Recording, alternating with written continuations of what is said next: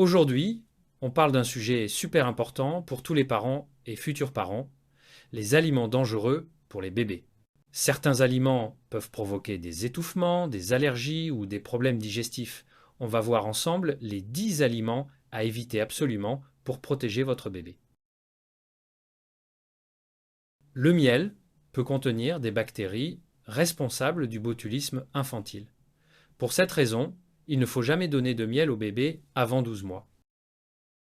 Les noix entières et les cacahuètes sont un risque d'étouffement important. Même les beurres de noix doivent être introduits avec prudence et en petite quantité après 6 mois en suivant les conseils du pédiatre. Le lait de vache n'est pas recommandé avant 12 mois car il est pauvre en fer et peut surcharger les reins de votre bébé. Les œufs crus ou à peine cuits peuvent contenir la bactérie salmonelle. Il vaut mieux les cuire complètement avant de les proposer au bébé. Le poisson cru ou fumé peut contenir des bactéries et parasites dangereux.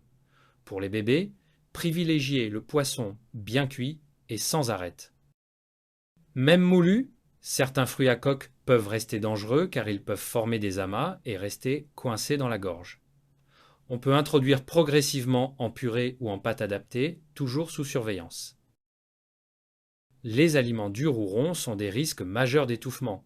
Coupez-les en petits morceaux ou cuisez-les pour les rendre mous avant de les donner. Faites particulièrement attention aux knackis qui ont le même diamètre que l'œsophage des enfants et sont donc très dangereux.